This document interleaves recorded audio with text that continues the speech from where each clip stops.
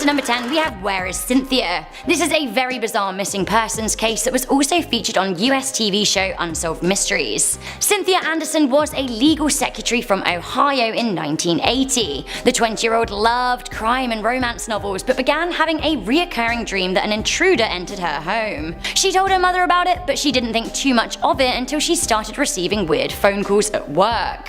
Her employers even went as far as to have an emergency buzzer installed on her desk. On the morning of August 4th, 1981, she wasn't at work, but her car was in the car park. On her desk was a novel that she was reading, but the page was open on a passage that detailed an abduction. A month later, the local police started getting weird calls saying that Cynthia was being held in a basement, but wouldn't give any further detail. To this day, she's never been found, and that case is cold. Coming into number 9, we have Who Shot Tupac? But like, who?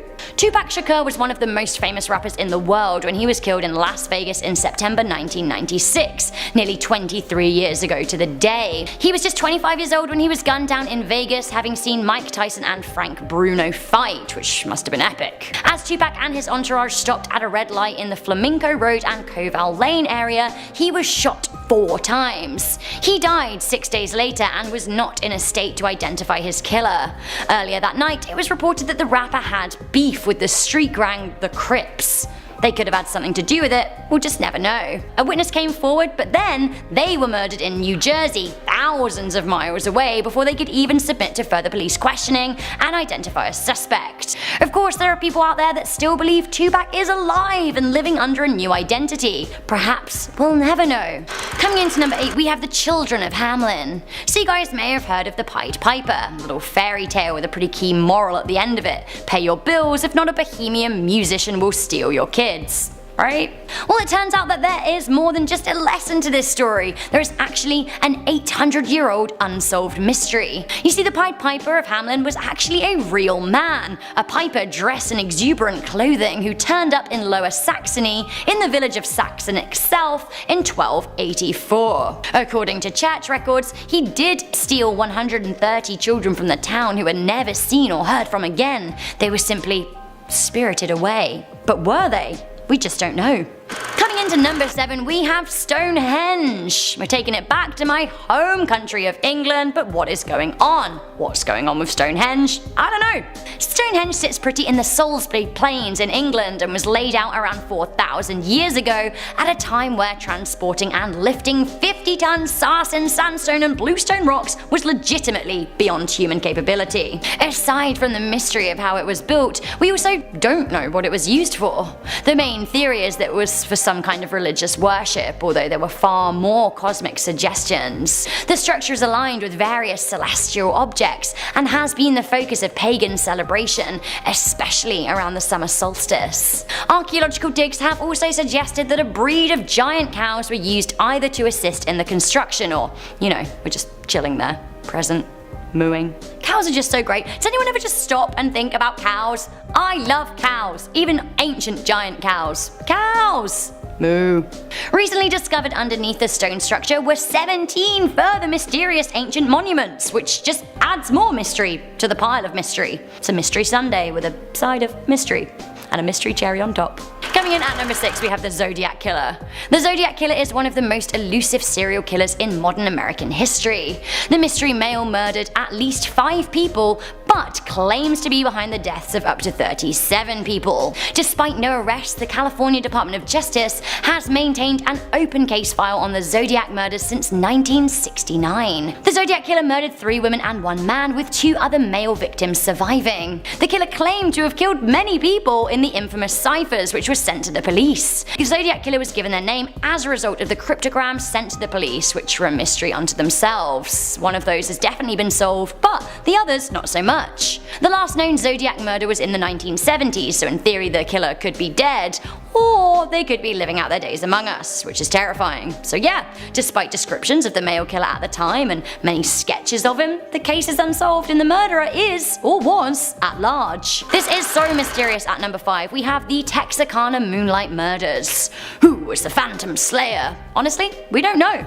The Texarkana Moonlight Murders were a series of very grisly killings that took place in Texas in the spring of 1946. 8 people were attacked over 10 weeks, with 5 of the victims succumbing to their injuries. A pair of survivors claimed that the killer was wearing a white pillowcase with eye holes cut out over his head. What a ghoul. All of the attacks happened to couples and took place on weekends. The murders sent the town of Texarkana into absolute panic, as I'm sure you can imagine. City inhabitants locked themselves indoors with guns, and it was kinda like scenes from The Purge out there. The Texas Rangers were even called in, and people started arming up and taking to the streets to try and catch the killer, but the assailant never struck again. At the time, the Texas Ranger captain saw that the criminal killer was, and I quote, a shrewd criminal who left no stone unturned to conceal his identity and activities. He was never caught. Coming into number 4, we have the dark deaths of Overton Bridge. I've never heard of a dog taking their own life until now, but it seems that there's a bridge in Dumbarton in beautiful, beautiful Scotland which is A, haunted, and B, has claimed the lives of many dogs. This makes me feel really sad. It seems that since the 1960s, nearly 100 dogs have leapt to their death from the bridge, falling 50 feet into jagged rock below. Why the dogs have jumped? We just don't know. Reportedly, they freak out and they leap. The Scottish Society for the Prevention of Cruelty to Animals has sent teams to investigate, but nobody has yet solved the mystery. While the dog deaths are the main issue, it seems that a man inexplicably threw his baby from the bridge in 1994. Now dogs are firmly required to be on leashes. Coming into number 3, we have the Phoenix Lights. What was going on in the skies of Arizona, Nevada, and Sonora? In 1997, thousands of people saw what they thought were UFOs in the sky between 7:30 and 10 p.m. at night. Thousands of people reported triangular formations of lights passing over the southern states and in North Mexico. A sizable number of people also reported actually seeing a UFO. One witness, who didn't want to be named, which I kind of understand, said, "It was totally silent. I've never seen anything close to the colors from the exhaust that propelled that thing. It was as big as downtown Prescott and completely blocked out the stars." Now, the shared phenomenon actually had a lot of credible witnesses, including the Arizona Governor Fife Symington. While the original event happened 22 years ago, possible reoccurrences have happened in 2007 and 2008. Coming into number 2, we have the case of D.B. Cooper. On November the 24th, 1971, the eve of Thanksgiving, a man using the name Dan Cooper successfully hijacked a Boeing 727 plane in the airspace between Portland and Seattle. The man boarded the plane as a passenger and ordered a bourbon and soda. After takeoff, he handed a note to a flight attendant, but she didn't read it, assuming it was his phone number. Creepy. He then leant over to her and said, "Miss, you'd better look at that note. I have a bomb." Not what you want to hear. Long story short, he demanded and successfully extorted $200,000 in ransom, over $1 million in today's currency. He then parachuted out of the plane, jettisoned, gone. Nobody knew whether he landed alive or where he was at all. There was an extensive manhunt from the FBI, but the man's real identity has never been solved. Numerous theories were circulated. The serial number on the cash he stole were also released and searched for, but again, no trace was found. As of 2016, the investigation has been suspended and remains one of America's greatest unsolved mysteries. Finally, coming into number 1, a mystery of our age, we have the disappearance of flight MH370. Malaysian Airlines 370 disappeared on March the 8th, 2014, flying from Kuala Lumpur Airport to Beijing in China. The aircraft last made contact with air traffic control when it was over the South China Sea, less than an hour after takeoff, before then completely disappearing from their radar. The last words from Captain Shah were, "Good night, Malaysian 370. The plane was still tracked on military radar, which suggested that actually it deviated to cross the Malay Peninsula, until finally disappearing from radar altogether over the Andaman Sea. Oddly, no phone calls of distress or signals were sent out or anything like that. No word. Silence. The black box could have shed light on what happened, but it was never found. Neither neither was the plane or its wreckage, despite millions of dollars being spent on finding it. So what happened? Alien abduction? ISIS abduction? It simply disappeared into a parallel universe? We just don't know. Do you guys have any answers to these mysteries? And again, don't forget to let me know what the weirdest thing that's ever happened to you is. Coming in at number 10, we have the sleeping sickness. Encephalitis lethargica is a bizarre sickness that swept first across Europe and then the wider world in the winter of 1916 before it disappeared in the 1930s. It was awful and fatal. In around 12 years, 500,000 people were affected, with a third of them dying. Even those who survived were left as hollow shells of humans who lay motionless for hours on end. At first, people got sleepy and then they contracted a fever and found it hard to move. Eventually they'd fall unconscious and many never woke up. The illness perplexed scientists, and to this day we still have no idea how the illness came about and how it spread. If it came around again today, we'd initially be none the wiser of what to do. Coming into number 9, we have the hum. Let me just preface this by saying that I love trumpets. I am making a snap decision right now to straight up say that trumpets are my favourite instruments because they're so good. Bring on the trumpets. It isn't just me who loves them though. Strange trumpet noises have been coming from the sky and nobody knows why. Ladies and gentlemen, let me present to you the hum.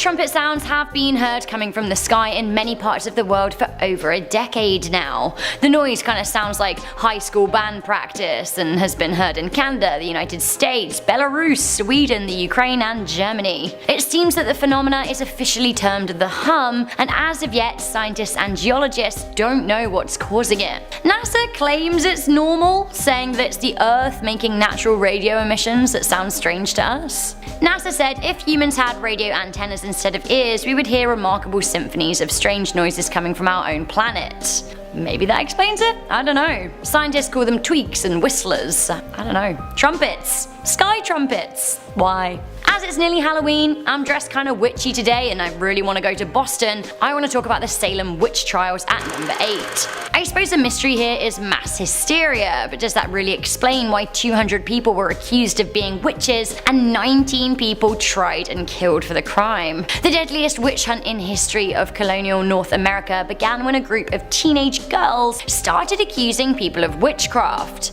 But then, some of the accused even started acting possessed and had fits and the like, and other people in the town would band together to say that they swore such and such was flying on a broomstick or cavorting with the devil. They swore! How bizarre. While some historians simply cite mass hysteria, some people think that it had something to do with bad bread. More specifically, an outbreak of rye ergo, a fungus that causes hallucinations.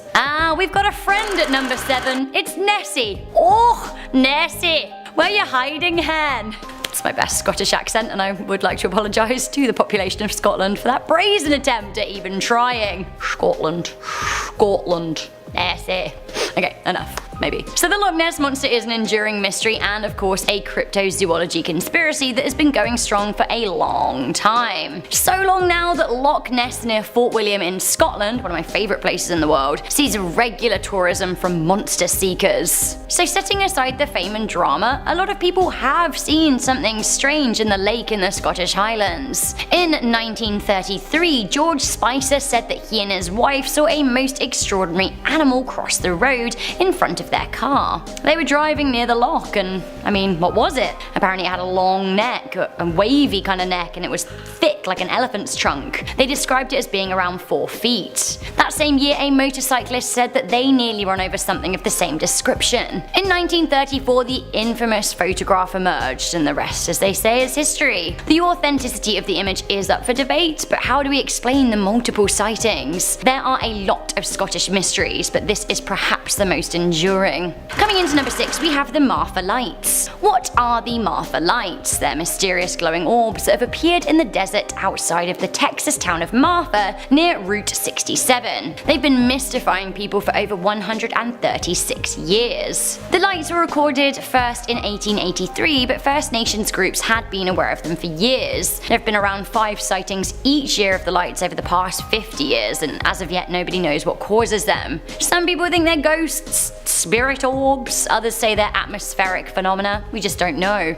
More lights at number 5. We have ball lightning. Okay, hands up who loves the storm, because I really do. I get so excited by storms. I'm always like running to the window and opening it, or going out to the porch if I'm in a place that has a porch, and watching storms pass over because it's just so great. It's the theatre of nature and I am here for it. So we know what causes lightning, positive and negative imbalances within clouds or between clouds and the ground, but there is a strange phenomena called ball lighting, which scientists have been scratching their heads over. 1638 was the first known sighting of ball lighting, when a so-called Great Ball of Fire came through a window of a church in England. Yikes. Researchers from China accidentally recorded a ball lighting event whilst studying a 2012 thunderstorm using video cameras and spectrometers. They still don't even know what caused it though, even though they observed it. Here is more corner dash cam. Editor's clip. Coming into number 4, we have the Chicago Fire. The fire of 1871 was absolutely devastating. The city burned from the 8th to the 10th of October in 1871, and it left 100,000 people without homes. So what, or more to the point, who started it? The popular legend is that a cow owned by Irish immigrant Mrs. Catherine O'Leary started it. You may have even heard the song about it, but it is utter slander. Poor old Mrs. O'Leary never did it. She was a poor Irish Catholic immigrant, and she was made a scapegoat because at the time the US were very distrustful of Catholics. There was also a lot of Irish racism in this area around the time. Reportedly, Michael Earn of the Chicago Tribune was to blame for fanning the flames on Mrs. O'Leary's reputation, but it was already destroyed because people across the world are singing songs about her cow. She and the cow were pardoned by Chicago in 1997, but it was far too late for them. They were long dead.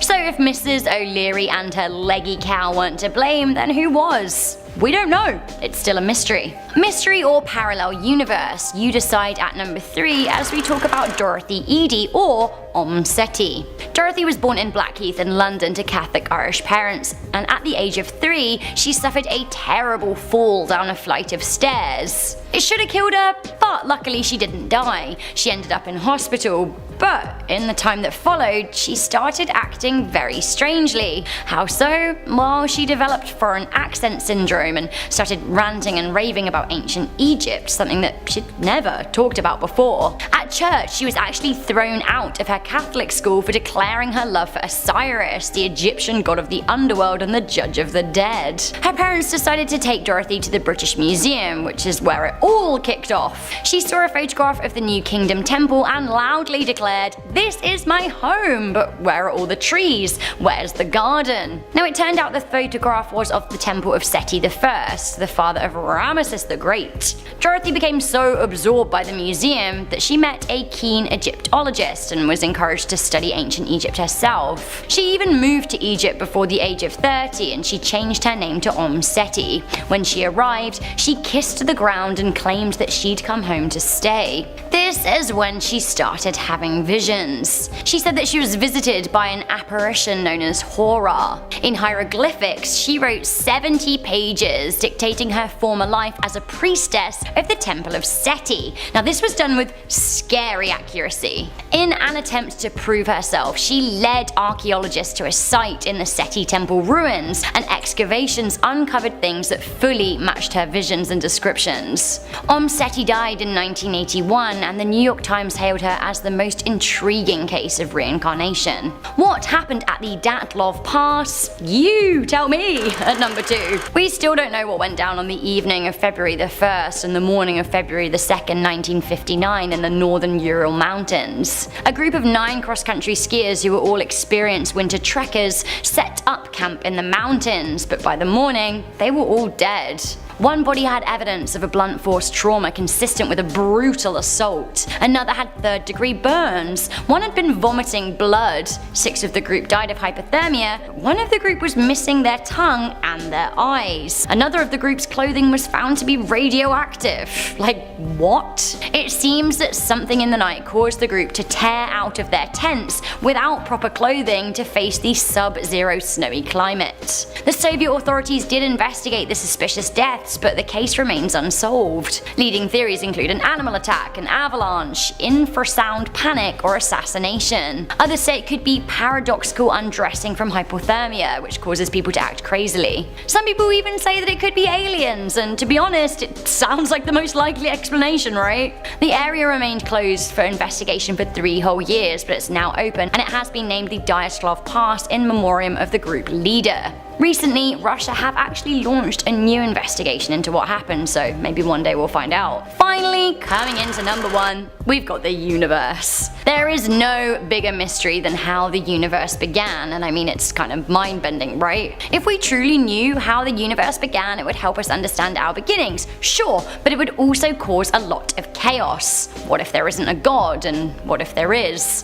What if there is a god, but it's absolutely nothing like we imagined? While there are a number of atheists out there and agnostics like me, the majority of the world is actually religious. Right now, a lot of the West believe in the Big Bang, even if we don't agree on what ignited it and what the implications are. But what if it wasn't a Big Bang? What if our universe was the beginning that came from the end of something else? What if there's more than one universe? Are we living in a multiverse? Is the world a disc on the back of 4 elephants carried by an enormous turtle? I honestly don't think we're ready for the answers yet. If religion can already cause war when we don't know what started the universe, imagine what would happen if we did. Starting us off at number 10 is The Boy in the Box. Back in 1957 in Philadelphia, the case of America's unknown child emerged. The boy was actually found many times before actually being reported to the police. First by a man checking his animal traps, and he refused to report it because he was scared the police would confiscate his traps. Like, hello, priorities, there is a little boy dead there. Forget about your traps. Either way, he was then found by a college student who did end up reporting it the next day. When police finally came to investigate, they found a 4 or 5-year-old naked boy wrapped in a blanket in a cardboard box. His hair had been cut possibly after he died, since clumps of it was still on his body. He was severely malnourished and had suspicious surgical scars on his groin, ankle, and chin. There were bruises all over his body, and a cap and a handkerchief were found near his body, the latter which also had an M engraved onto it. Clues, we like clues. No one came forward with any information, but a psychic led them straight to a foster home nearby. Police started speculating the kid had been the son of the owner's stepdaughter. Perhaps the both of them got rid of his body because the daughter was unwed, and so it was just to save her reputation, perhaps, because the kid was her son. Because I mean, it was the 50s, unwed, with a baby, that's not a good look, is it? Another theory was that the M could have been a woman called Martha who said her abusive mum had bought the boy from his birth parents 3 years prior. He was abused thoroughly, and one night he didn't eat his dinner, and so the mum slammed his head against the floor till he became unconscious. She then gave him a bath, during which he died. Martha said she helped her mum dump the body, yet Martha herself had a history of mental illness, so it was hard to believe her story or whether it was even real or if it even happened. So really, we just will never know what happened to the boy in the box. Coming in at number 9 is the incident at Dyatlov Pass. So back in February of 1959, 9 ski hikers went on a trip in the Ural Mountains of present-day Russia. On their last night, they had set up camp near a slope and had had dinner before going to bed. It was a routine trip, yet the group never arrived at their final destination, and their fate was never solved. A rescue party was sent out on the 26th, and they managed to find the group's tent. It had somehow been ripped open from the inside, and the outside of it had footprints everywhere. Some were wearing socks, others were wearing a single shoe, some weren't wearing any shoes at all in the freezing weather, which was just suspicious. The party followed the prints, which led them into finding the first 2 bodies. Both were only wearing underwear, and that's literally it. No shoes, no jacket, nothing. Initially, medics thought the cause of death was hypothermia, but as the remaining 7 bodies were found over the next few months, hypothermia just started to make less and less sense. One autopsy showed evidence of blunt force trauma trauma like you'd have in a brutal assault, the person's skull was just completely fractured. Two of the other bodies had major chest fractures, and to put it into perspective, to cause someone that much damage, the impact would have had to be equivalent to that of a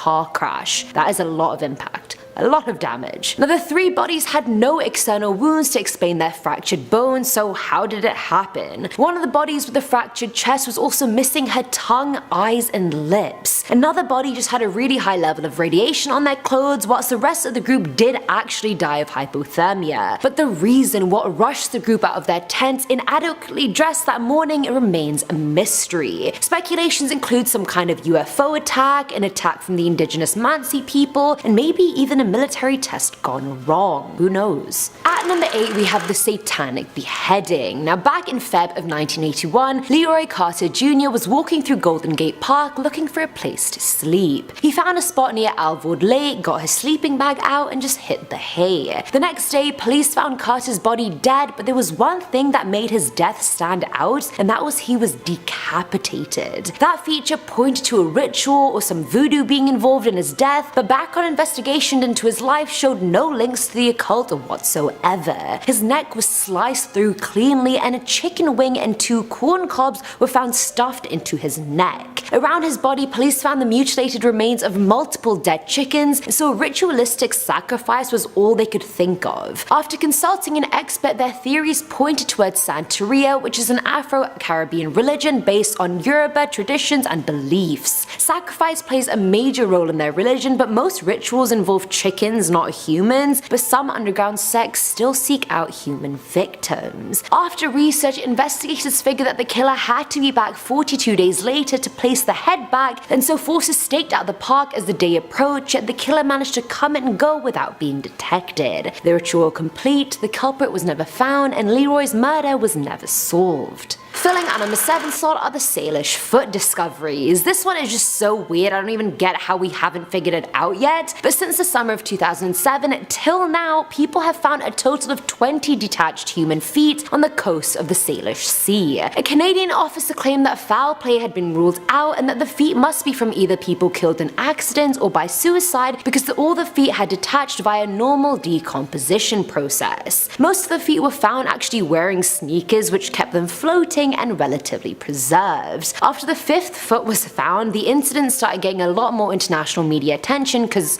I mean, it's just plain weird. The latest foot that was found was on the 1st of January this year, and they actually did a DNA test and identified the man to have been missing since 2016. So I mean, here's the deal, we're finding a bunch of feet, we don't really know if foul play was involved or not every time, and I suspect we're just gonna continue finding these feet, and that's gonna be that. Now at number 6 is the story of Pauline Picard. Back in April of 1922, 2-year-old Pauline disappeared from her family farm in France. After search parties yielded no results, Pauline's parents were still hopeful they'd find their baby girl, and they did, or so they thought. Weeks later, a girl matching Pauline's description was seen in Cherbourg, and her mother identified her and went to get her. But after spending 2 hours with Pauline, the parents realized the girl looked exactly like their daughter, but she wasn't her. She didn't recognize her parents, nor did she behave like Pauline. Either way, they still took her home, hoping her memories would return and maybe this was just amnesia. When she got home, even her siblings recognized her as Pauline, and no one was really talking about the fact she was found 200 miles away from her house and how the hell she got there. Like, are we just not gonna talk about that? Elephant in the room much. Either way, Pauline didn't even speak in her native dialect, but as time went on, the parents said she was becoming herself again. But the good news ended quickly, because fast forward a month, a cyclist found a body of a little girl near the family's farm, and it was in bad shape. Decomposed as hell, and the hands, feet, and head were all missing, and next to the body was a folded outfit. Pauline's mum recognized the clothes as being the same ones Pauline wore the day she went missing, and the location the body was found was searched many times previously, indicating the body had been left there quite recently. Near her body was an adult male head, which clearly did not belong to the decomposed body. So we literally have an imposter girl living on the farm now who isn't Pauline but could be her doppelganger. We have actual Pauline dead near the farm, and we have a random male head. Like, what is happening at this point? How has none of this been solved? Like, where's Pauline? Who is this twin Pauline?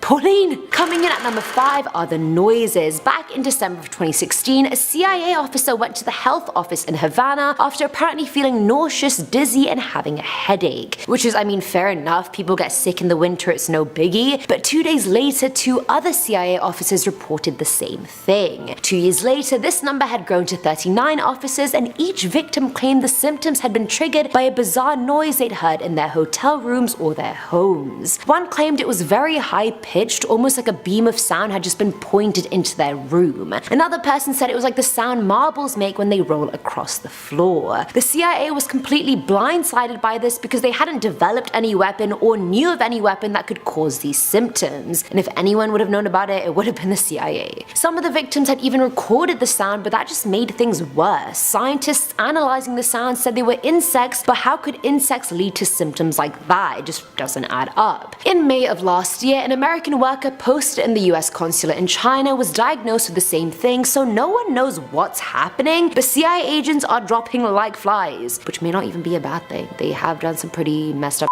throughout the years, just saying. At number 4 is the Tunguska event, and I'm pretty sure I said that wrong, I'm sorry. So back in 1908, 770 square miles of forest in Siberia was just spontaneously flattened by some explosion of some kind, except there was no evidence of an explosion and absolutely no witnesses. Scientists called it the largest impact event in history, and an impact event is basically an impact between 2 astronomical objects, aka an asteroid and the Earth. Except with an impact event, there's usually an impact crater, which there wasn't. Scientists have only been able to speculate what happened, like maybe an asteroid exploded over the Earth, not on it, and the resulting explosion was just the after effect. Maybe it was the airburst of a meteoroid, we literally have no clue. There were just a bunch of forests that got flattened, and we're just gonna leave it at that, apparently.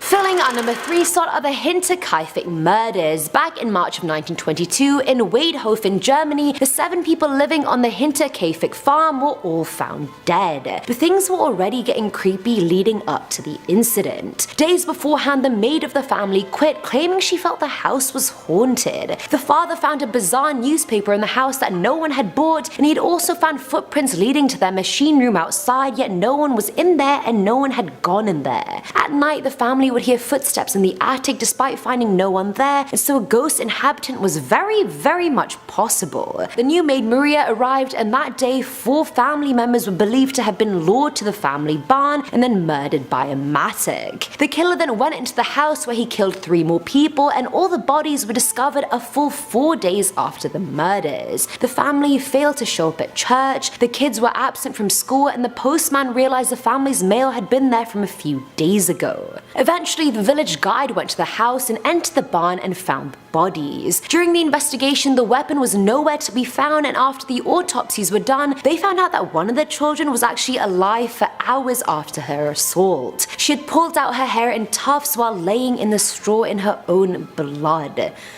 People speculate someone actually did kill everyone, whereas others think it could have been the ghostly presence that had something to do with it. Honestly, who knows? I feel like it could have been a possession of some kind, because why would the little girl be pulling out her hair after she was assaulted? Like, unless she was possessed? I don't know. Now at number 2 are the Circleville letters. At the end of the 1700s, the citizens of Circleville, Ohio were under attack by a serial author. Locals around town started getting anonymous letters filled with intimate details about their lives and how the author was supposedly watching them. The worst victim of this was a woman called Mary Giuseppe. She was the bus driver of one of the schools and was having an affair with the superintendent. The letter said things like, "I know where you live, I can hurt your children," and soon after, Mary's husband Ron even got a letter about it, and soon the whole town was rife with rumors. 2 weeks later, she got another letter saying she'd done nothing since the last one and that she had to inform the school board, otherwise the author would expose her on CBS and etc. Why are they going to that much effort to expose her? I don't understand. The letters then stopped till Ron got a call which infuriated him so much he left the house with a gun, got into his car and never came back. His car was found crashed into a tree, Ron was dead and the gun had been fired, yet the receiver of that bullet is still a mystery. Mary and the superintendent ended up getting married later on, and the writer was hell-bent on embarrassing her by posting signs and posters of it all around town. Like, this guy really has it for her. One time she she got so frustrated she went to rip off a poster and found it attached to a string, which she followed and was led to a box with a gun pointing right at her. The gun got traced to her brother-in-law Paul, and he was put in jail for being the writer. Case closed, everyone in town breathed a sigh of relief now that the guy had been caught, yet while he was in jail, Paul received his own letter. And nothing's been solved ever since. And finally, at number 1 is Susan Powell. Now this case has so many twists and turns, I was struggling to keep up, but here goes nothing, you guys better keep up. Susan disappeared on the 6th of December back in 2009, and a decade later is yet to be found. Susan was married to a man named Joshua, and the couple had 2 kids, but there were marital problems, they were intense, and they were plenty. Susan and the 2 boys went to church on the 6th, and the whole family were reported missing the next day. Police broke into the house to find nothing out of the blue except 2 fans blowing a newly cleaned couch dry. Joshua came home that same day with the boys, saying he had taken the boys camping while Susan was asleep and had just returned. Now here's where things get sus. Now why the hell would Joshua take his kids camping after midnight in the winter when he's meant to be at work hours later? Not only that, but when the couple initially got married, they lived in Joshua's family home, where his dad Stephen grew an infatuation with Susan. He would follow her around, record her, steal her underwear, etc. And she even wrote in her will that her death may not be an accident, even though it looks like one. When police started investigating, they found no evidence of the camp Joshua described. They found Susan's phone in his van, they found Susan's blood on the floor of the house, and at this point Josh is looking like the culprit 100%. When police spoke to one of the sons, he said that the camping trip did happen, but their mum had gone with them but hadn't come back with them. The other younger son kept drawing pictures of a van at daycare and kept saying mommy was in the trunk of the van. Josh tried to play the whole thing off by saying Susan was having an affair and the 2 had run off to Brazil to be together. That turned out to be false, and Stephen, Joshua's dad, claimed the 2 had been in love before she disappeared. Like, these people are throwing Susan under the bus left, right and center, and she's not even alive to defend herself. Police arrested Stephen after finding a bunch of child pornography and tapes of girls that didn't know they were being filmed, including Susan, on his laptop. Her family were all sure that Joshua had something to do with her disappearance, but the case remains unsolved and her body remains missing. Get into this one. Let's start off at number 10 with a murder at sea. In 2014, a student got into a cab in Fiji and they discovered a cell phone that someone else had left behind. He decided it would be a good idea to look through the phone, but what he saw on the phone will surely scar him forever. He found a 10-minute video of 4 men being murdered while they clung to a shipwreck in the middle of the ocean. Over 40 rounds of bullets were fired, and the victims, despite them raising their arms in surrender, a man's voice kept yelling, "Shoot, shoot, shoot," but things get even more strange. Investigators said that this video was authentic and it wasn't a hoax, but they were unable to find the dead body. So what's going on here? The murderers haven't been identified either, despite the fact that they actually took selfies after the murders. So basically, we have a video of a massacre in the middle of the ocean with no identifications on the victims or murderers, and the police on this one was just like, oh, it's not my problem. So I guess we'll never know any more information about what happened that day. The Sauter children come onto this list in at number 9. At 1 a.m. on Christmas Eve, the Sauter family woke up to find their home was on fire. The parents managed to get 4 of their 9 children out of the house safely, but there were still 5 children supposedly inside. The father rushed to grab the ladder, but it was gone. He then tried to move one of his trucks, but they all failed to start. The family tried calling the fire department, but there was no response. Eventually the neighbors saw the smoke and flames, so they called the fire department, who arrived 7 hours after the fire had burned out on its own. Even though the bodies or bones were never found, but it was deemed that they died in the fire. According to some investigators, it is almost impossible that the fire was hot enough to burn their bones and bodies, so what really happened to these 5 children? Apparently after the children vanished, people had reported seeing them all over America, so now it's commonly believed that these kids were kidnapped and given new identities. Moving into number 8, we have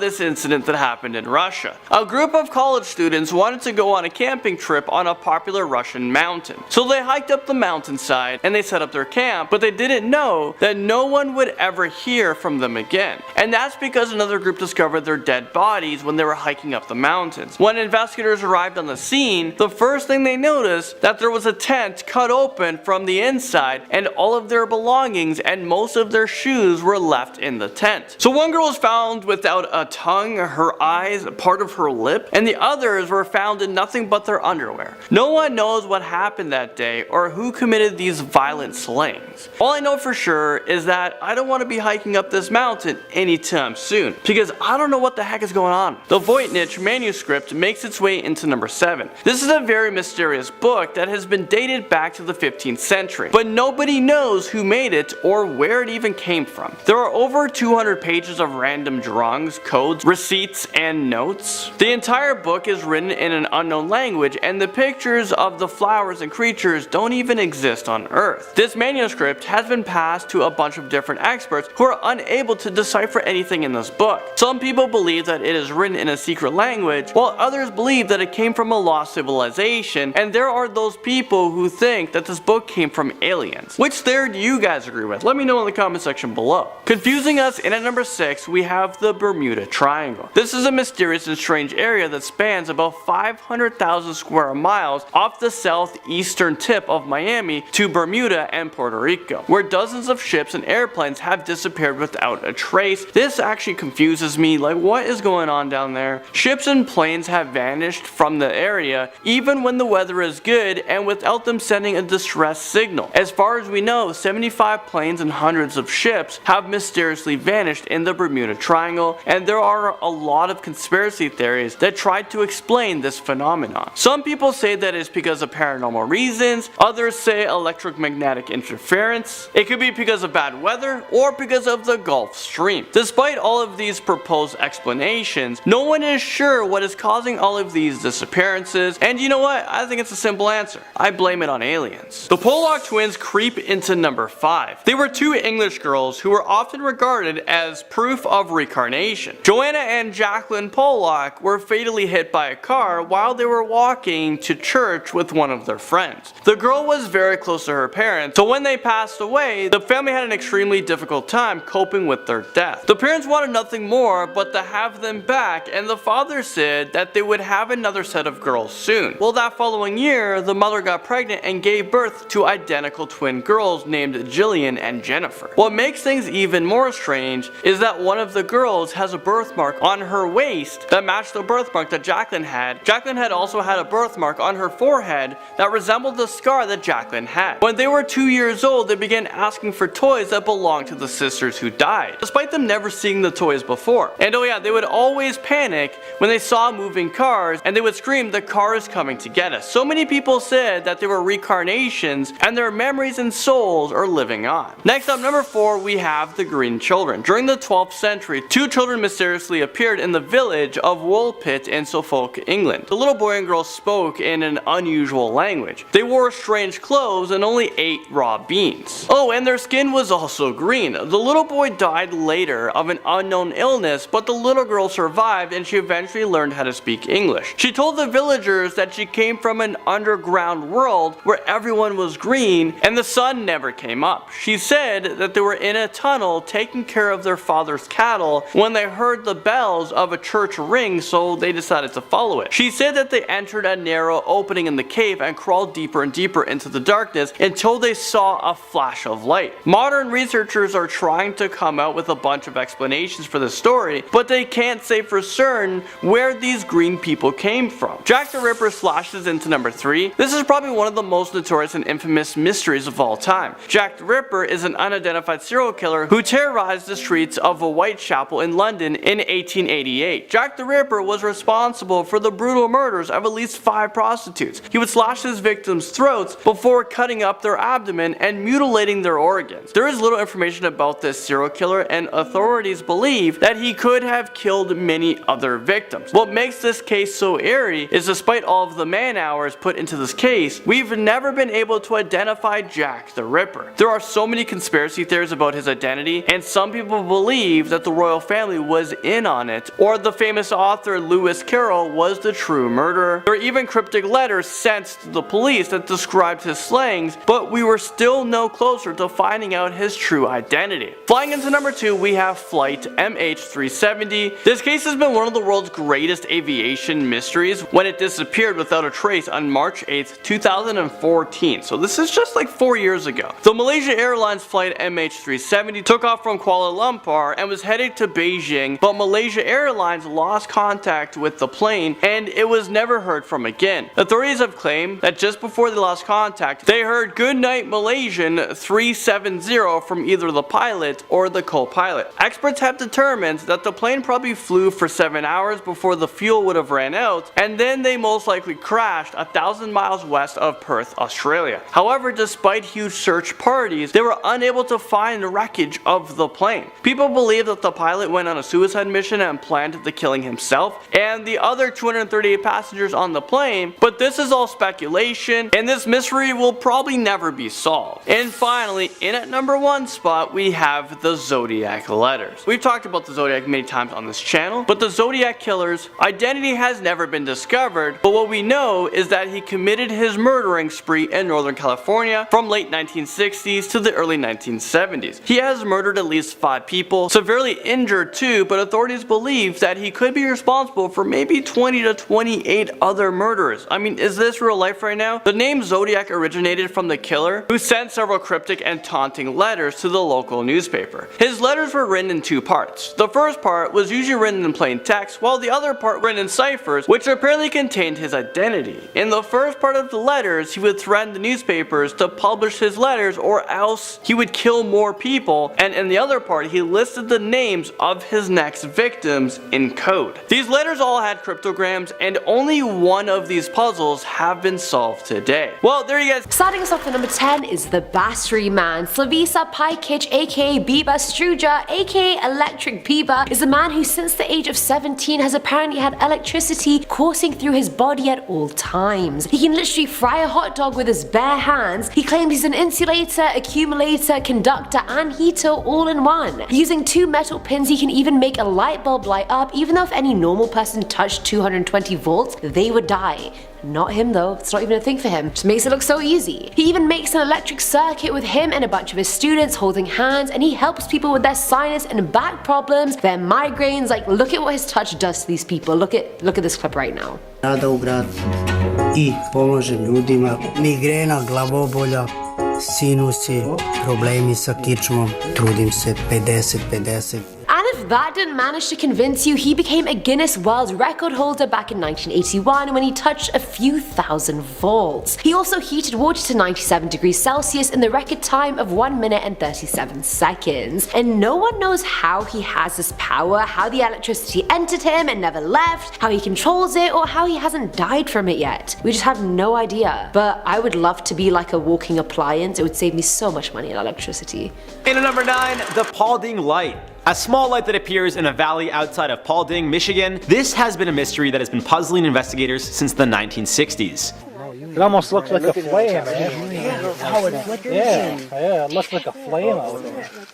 Look, it's red on it. It's coming real close. Yep, you see it? It's going red now. Some believe it's a ghost, while others claim it could be some sort of geological activity or even some natural gases. The light appears in the same spot almost every night, and of course there are tons of myths and legends surrounding the light. Some claim it's the light of a railroad brakeman who was killed while trying to stop an oncoming train from colliding with a car stuck on the tracks. Others claim it's a grandparent looking for a lost grandchild using a lantern that needs constant relighting, which is why the light seems to come and go. In 2010, the Paulding Light was featured on the show Fact or Faked, Paranormal Files, who couldn't come up with a reasonable explanation for the random light. At number 8, we have the disappearance of Frederick Valentich. On the 21st of October 1978, Australian pilot Frederick Valentich was doing a 125 nautical mile training flight. Now, the 20-year-old had no idea that that would be the last flight of his career. Known as a flying saucer enthusiast, Frederick radioed Melbourne air traffic control saying this. Is there any known traffic below 5,000 feet?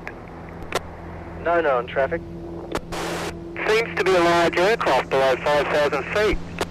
Now, if you didn't understand what he said and it's unclear, he's asking if there's any known traffic below 5,000 feet. They respond saying no known traffic. He then claimed there was an unidentified aircraft that was following him at 4,500 feet, which clearly wasn't a plane. It was illuminated by 4 bright landing lights and seemed to be moving at quite a fast speed. He then reported that it seemed to be approaching him from the east and that maybe the pilot was pranking him. The craft started orbiting above him, and that's when Frederick started experiencing engine problems. Now have a listen to the last few things he said in his transmission before contact was lost. It's not an aircraft, it's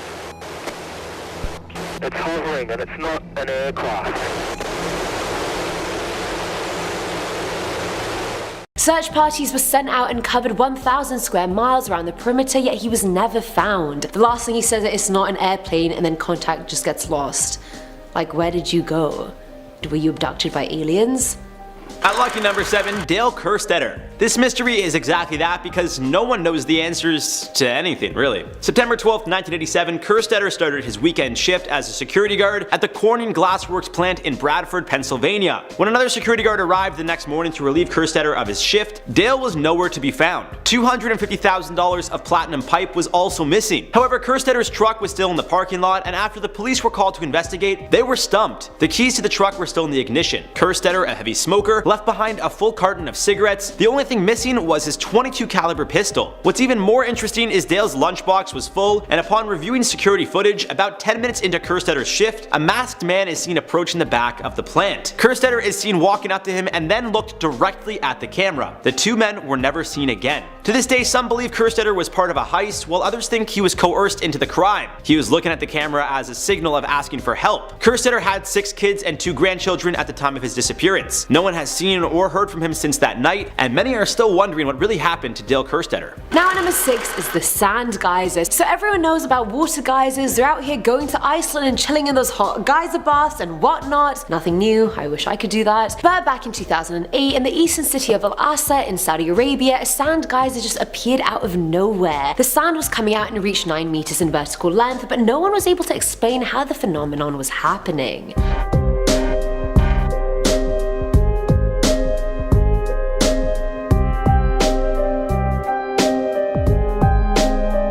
Several Almaco geological teams went to the site to get to the bottom of it, but they simply couldn't. Some claim it could have been because of an earthquake tremor, since some sand volcanoes form during large earthquakes, but 11 years later they're still clueless about the real origins of the sand geyser. Halfway through our list at number 5, the Cowboy Bandit. This one is insane because this guy somehow has been eluding the police for over 30 years. It started back in 1987 on September 19th, when a man entered a bank in Spokane, Washington and robbed them of $100,000. The man who robbed the bank was described as wearing glasses, a cowboy hat, and cowboy boots. When he pulled the gun on the teller asking to be taken to the vault, he also revealed a police scanner, making it clear he'll know if anyone calls for the police. After completing his first robbery, the Cowboy Bandit would go on to rob about a dozen banks total, even being captured on camera at some of them. Although it took a while to get the bandit on camera, while he was robbing a bank, one of the tellers set off a bill trap, which is located under some of the bills the tellers were handing over to the bandit during a robbery. This not only notified the police, but also activated the bank's cameras. Still, even though he was caught on camera, to this day, law enforcement have not been able to find the Cowboy Bandit. At number 4 is the max headroom interruption. Now I feel like many people have seen this signal interruption that happened back in November of 1987 already, but we're going to show it again.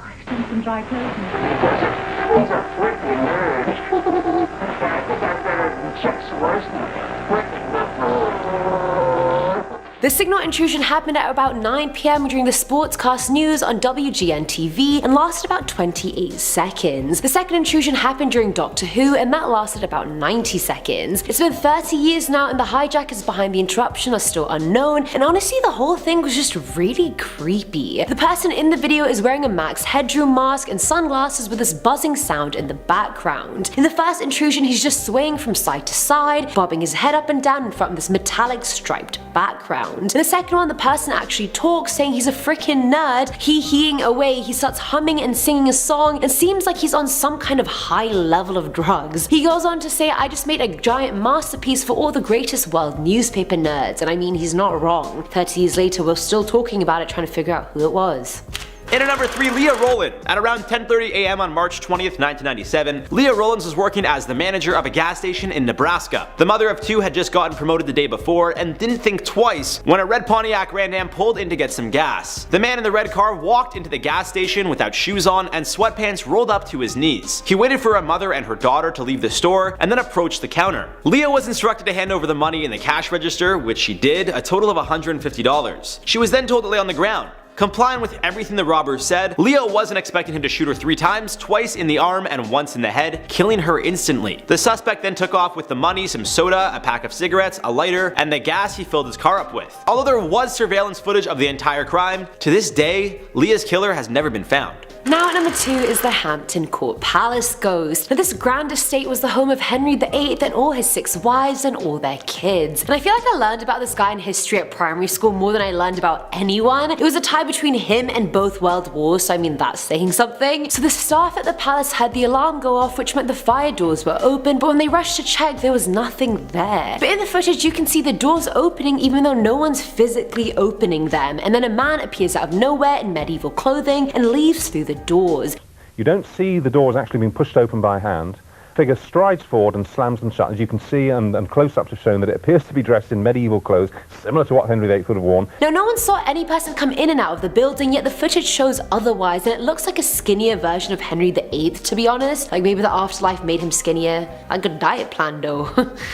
Taking the top spot on our list at number 1, Bigfoot. Now you most likely already know the story here, but for those that don't, well, it's quite an interesting one. Bob Gimlin and Roger Patterson filmed what some say is a real-life Bigfoot, and others claim to be a hoax way back in 1967. The story goes the two men were searching for Bigfoot. Patterson claimed to have seen large footsteps earlier in the week and convinced Gimlin to go on a journey with him. When the two returned to the area where Patterson had originally found the prints, they were washed away due to rain. Still, the two men trekked deep into the woods on horseback. Then out of nowhere, Patterson's horse started jumping around, and then they saw it. Bigfoot on the other side of a creek. Patterson reached for his camera and started to record, but as he got closer, he tripped on some sticks. The noise got the attention of Bigfoot, who made eye contact with the men and then kept walking deeper into the woods, as you could see on the footage. When I first saw her, she was standing upright. I thought, you know, this is unreal. To this day, there's still a debate about whether or not the footage is real, and Gimlin doesn't seem to care to make people believe him. He knows what he saw on that day. Starting us off with number 10 is Gayle Raubel. I feel like this story was really lost in time and deserves a lot more attention than it got. Now Gayle was Hitler's half-niece and became his housekeeper in 1925. But their relationship was super weird. Despite being related and being 19 years younger than Hitler, they had a weird possessive sexual relationship. They spent the next 6 years in this weird relationship, and it was clear he had a lot of control over her actions. When he found out she was having an affair with his chauffeur, he forced her to end it and then had her chaperoned at all times. By 1930, she wanted to go to Vienna to continue her singing lessons and marry someone from Linz, but Hitler forbade it. The two had a heated argument in September of 1931, and then he departed for a meeting in Nuremberg. That night, Gayle killed herself with Hitler's pistol, and he was recalled back to Munich. But it's unclear whether the death was a suicide or a murder, because when her body was found, she had a fractured nose and numerous other injuries other than the gunshot. And I mean, if she just shot herself, why would she have all these other injuries? Doesn't really make sense. Police ruled out foul play because, let's face it, Hitler controlled them, but controversy erupted ASAP Rocky about Hitler having murdered her, which is fair enough. But that was also quickly silenced because of the Nazis' political influence and the fact they'll probably kill you if you talk shit. A journalist investigating her death was arrested before publishing his findings and then executed. Ironically, Hitler actually said she was the only woman he had ever loved. A Vanity Fair article published in 1992 speculated that maybe he accidentally shot her or she was killed on his orders, since apparently she was pregnant with his child and he was not happy about it. So there's definitely motive. Also, can we just, like, how ridiculous is that? How do you accidentally shoot someone? Okay. Coming in at number 9 is the Gregory affair, and this family affair has a lot of twists and turns, so I mean, pay attention, people. Back in October of 1984, 4-year-old Gregory Villeman was playing in the front yard of his house in France while his mum did some laundry. 15 minutes pass and the boy is now nowhere to be found, and his uncle receives an anonymous call saying the boy was thrown into the Vologne River. His body was later found in the river with a hat pulled over his face and his hands and feet bound with rope. Now let's just quickly hit you with some backstory. During the years before the murder, the Villeman family had been receiving many anonymous calls and letters from a male who wanted revenge against Gregory's dad, Jean-Marie. After his murder, the family got a letter saying, "I have taken vengeance." Now here's where it gets messy. Jean-Marie's cousin Bernard was implicated for the murder based on handwriting experts and was taken into custody.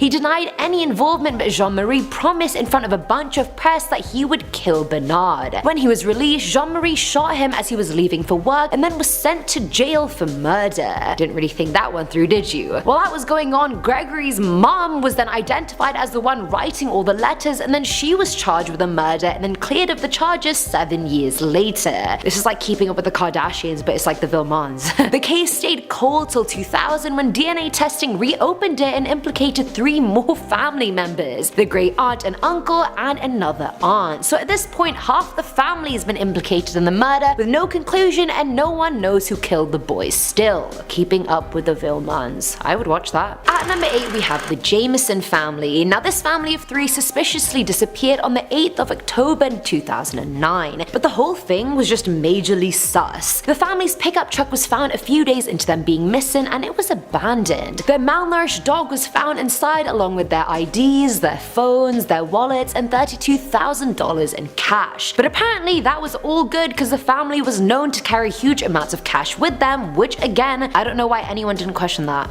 Like, that is weird. Many theories came out about the case that perhaps the family had faked their own deaths and were now in the witness protection program. This came up because the father, Bobby, was in a lawsuit against his dad, Bob, because he'd apparently threatened Bobby and hit him with a car. Others say the family was involved in drug dealing because of all the cash that they always had, and that perhaps they were drug addicts that had just lost the plot. On the other hand, the couple had visited their pastor on multiple occasions, telling him they had seen spirits and apparitions inside their home, so maybe they were possessed.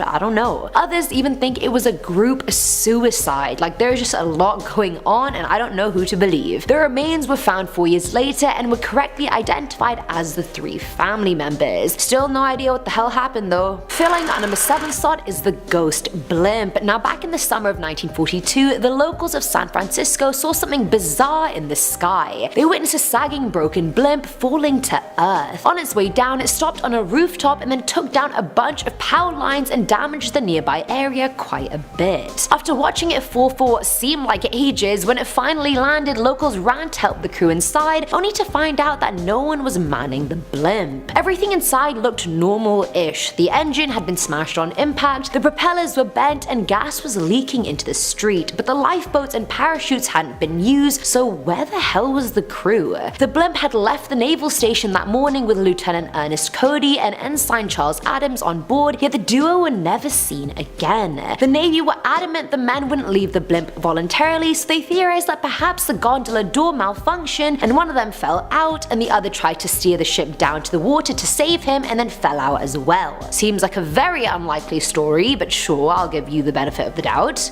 Not. Now at number 6 is Walter Collins. Now back in the late 1920s, Christina Ida Collins made headlines after her 9-year-old son Walter went missing. He went to the cinema one day and never came home, and his disappearance was huge in LA. Hundreds and hundreds of leads came in that the police followed up, but to no avail until 5 months later when they found a boy in Illinois claiming to be Walter. Christine was shown a bunch of photos and letters from Walter before bringing him home, but upon his arrival in LA, Christine claimed that the boy wasn't her son. And you are not the mother, and he is not your son. The officer told her to take him home and see and try him out, but she came back 3 weeks later saying it wasn't her son and she had dental records to back up her claim. The police thought she was just trying to embarrass them and accused her of being a bad mother, so much so that they got her committed to a psych ward for being difficult or an inconvenience. After screwing her the hell over, the officer in charge interviewed Walter, who admitted he was actually 12-year-old Arthur Hutchins Jr., a runaway boy. He was hoping posing as Walter would allow him to go to LA to meet his favorite actor. That's just not really how it works, Arthur. Christine was released 10 days after his confessions, and Gordon Stewart Northcutt, the man guilty for the Wineville chicken coop murders, was suspected as Walter's murderer. And that was because Gordon's mum said she helped her son kill Walter, but he was never brought to trial for Walter's murder, and Christine still believed he was alive somewhere and looked for him till the day she died. Till this day, we don't know whether Gordon killed him, whether he got abducted by somebody else, whether he just ran away, we just don't know. And also, drinking game, how many times did I say Walter in that bloody paragraph? Walter, Walter, Walter, like shut up, Eamon. Coming in at number 5 is Jodine Serin. Now Jodine was a 39-year-old woman that had been diagnosed with schizophrenia along with multiple other mental disabilities. She was still a very high-functioning individual and she lived alone in an apartment in Carlsbad. Her parents went to check up on her on Valentine's Valentine's Day back in 2007,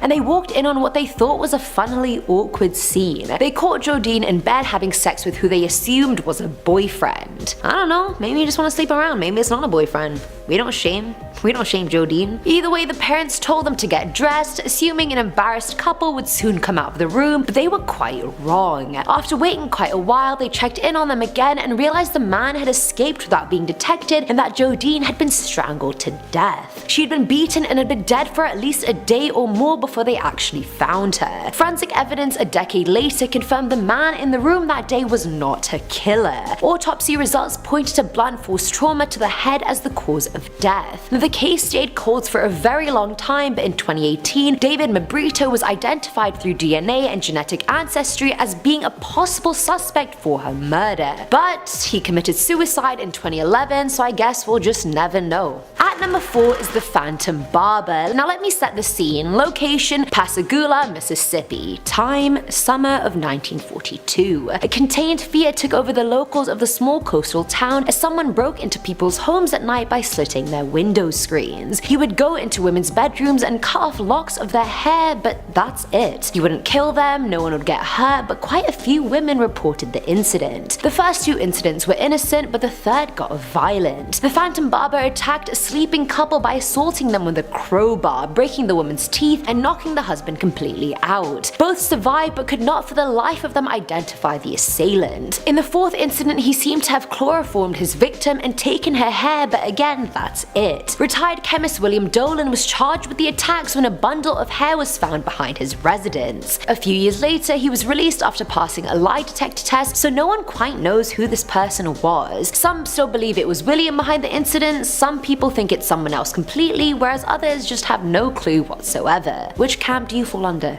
Let me know. Filling our number 3 slot is Lars Mittink. Now this one really got me because I simply just don't understand what happened here. So back in July of 2014, Lars went to Golden Sands in Bulgaria with a bunch of friends. Party it up, dude, yeah. And basically a bunch of young people go there for a good time. It's like going to Mallorca or Ibiza. Either way, a few days into the trip, Lars got into a fight with 4 random guys over football because God forbid anyone disrespect a guy's football team. He ended up coming out of the situation with a ruptured eardrum, and doctors told him he wasn't fit to fly home with his friends. Despite his friends offering to stay with him, Lars insisted he'd be fine alone and they left on their way. He checked into a cheap hotel in Bulgaria, but the day after his friends left, he started acting very weird. He was erratic, he was paranoid, and he texted his mum saying he felt unsafe to cancel his credit card and that he was hiding from 4 men that were apparently following him. And I hope to God it wasn't the same 4 men from the fight before, because I mean, insulting Bayern Munich,